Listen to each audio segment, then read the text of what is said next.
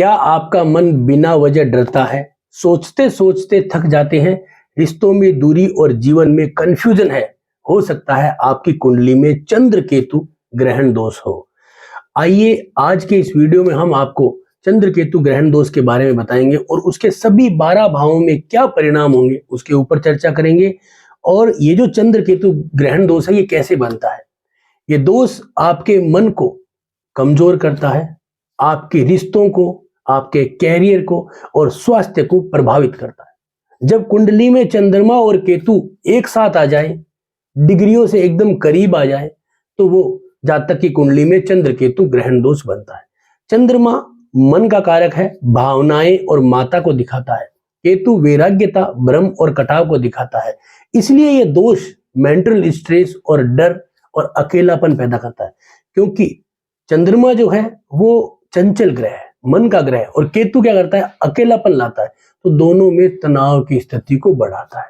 और सभी 12 भावों के परिणाम बताने से पहले जो सबसे इंपॉर्टेंट है उसके बारे में चर्चा करता हूं कि आप इस युति से डरे नहीं और सबसे पहले इसको फलित करना सीखें। देखिए, आप स्वयं फलित करेंगे, 1 रुपए का भी खर्चा नहीं आएगा और आप जो है वो चिंतित भी नहीं होंगे और आप सीखेंगे ही। हो सकता है आपके परिवार में किसी और के हो तो आप उसको अच्छी तरह से समझ लें। जैसे कि चंद्रमा और केतु दोनों की डिग्रियां होती है। यहाँ पे देखेंगे तो इस जन्म कुंडली के अंदर चंद्रमा 26 डिग्री का है और तुला राशि विशाखा नक्षत्र में है, और केतु जो है वो 21 डिग्री का है और आपका जो है वो तुला राशि और विशाखा नक्षत्र, दोनों ग्रह एकदम एक साथ है, एक ही नक्षत्र में है, गुरु के। इसका मतलब क्या है कि ये चंद्र केतु का ग्रहण दोष बन रहा है।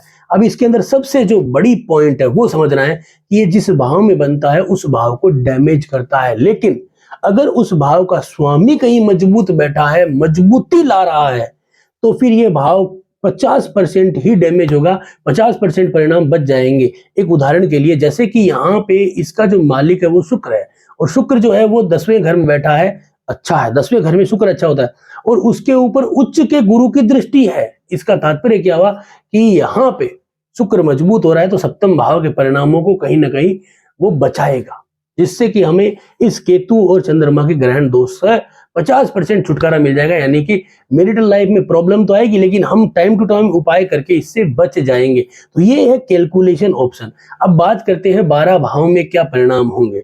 देखिए, अगर ये युति प्रथम भाव में बनती है तो जातक के आत्मविश्वास में कमी आएगी। जातक जो है वो ओवर थिंकिंग हो जाएगा, डरपोक स्वभाव का हो जाएगा जातक, बात बात पे डरेगा ये, क्योंकि चंद्रमा मन का कारक है, डराएगा। अगर ये युति सेकंड हाउस में बनती है, जैसे कि अगर सेकंड हाउस में बैठा है, तो परिवार में तनाव, वाणी में कटुता और धन कभी नहीं टिकेगा। पैसा जितना कमाओगे आप लगा ही दोगे, उलझा दोगे, और खास करके पैसा लोगों को दोगे और वो पैसा लेके बैठ जाएंगे, 1 रुपए का भी आपको फायदा नहीं होने देंगे। अगर यही युति तीसरे भाव में बन रही है तो भाई बहनों से दूरी, पड़ोसियों से लड़ाई झगड़ा, और आपके साथ में काम कर रहे जो लोग हैं वो भी आपको परेशान करेंगे, और निर्णय लेने में हमेशा डर लगेगा आपको। ये एक बहुत बड़ा माइनस पॉइंट है।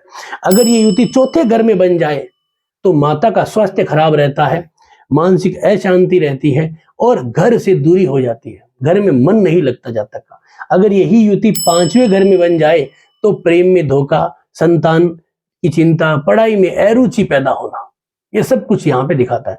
अगर यही युति 6ठे घर में बन जाए, यानी कि ये जो 6ठा घर है यहाँ पे बन जाए, तो मानसिक रोग, एंजाइटी और अनजाना सा डर लगा रहता है। ऐसा लगता है कि किसी ने मेरे ऊपर नजर लगा दी, किसी ने मेरे कुछ टोना टोटका कर दिया है। ये जो आता है, ये आता है चंद्रमा केतु के ग्रहण दोष से, और वो 6ठे घर में हो तब। इसके बाद अगर कुंडली में 7वें घर में, जैसे कि मैंने यहाँ पे दिखाया, इस कुंडली में सप्तम भाव में बना हुआ है, तो विवाह में दूरी, पार्टनर से भावनात्मक कटाव, ये होने का योग बनता है। और अगर यहाँ पे अष्टम भाव में हो, जैसे यहाँ पे अष्टम भाव में हो, तो डिप्रेशन, अचानक जो है वो घटनाएं, भय, रहस्य, ये सब जो है जातक होते हैं। यानी कि रहस्यमयी चोट, रहस्यमयी पैसा फंसना, ये सब यहाँ पे दिखाता है। अगर ये युति 9वें घर में है यहाँ पे, तो जातक का भाग्य कमजोर हो जाता है, गुरु से मतभेद बढ़ता है और विश्वास टूटता है, पिता को दिक्कतें आती है, प्रमोशन में अड़चने आती है, स्थान परिवर्तन नहीं होता है, हम एक जगह घुट घुट के तकलीफें पाते रह जाते हैं। अगर यही युति दसम घर में बनती है तो कैरियर में अस्थिरता, बॉस से तनाव, यानी कि जो हमारा बॉस है, जो सुपरविजन है करने वाला है, उससे हमेशा लड़ाई झगड़ा रहेगा और मन कहीं पे भी नहीं लगेगा। हमेशा लगेगा यार लोग मेरा अपमान करते हैं, उनको हमेशा यह लगेगा कि मेरी कोई वैल्यू नहीं है, ये उनको हमेशा लगेगा। और अगर यही युति एकादश यानी यहाँ पे देखिए 11वें भाव में बन रही है तो दोस्त धोखा देंगे, बड़े भाई जो है वो भी धोखा दे सकते हैं और इच्छाएं हमेशा अधूरी रह जाएगी। जिंदगी में हम सोचेंगे वो कभी नहीं होगा। और अगर यही युति 12वें घर में बन जाए तो नींद की समस्या, अकेलापन और आध्यात्मिक झुकाव बढ़ेगा। ऐसे लगेगा कि सब कुछ छोड़ दें और चले जाएं कहीं, इस तरह की दिक्कतें आएंगी। तो अगर आपकी जन्म कुंडली में किसी भी भाव में बना है तो आप उसको पहले फलित करें, पहले देखें कि डिग्री के अंतराल क्या है, उसका जो राशि स्वामी है वो कैसा है।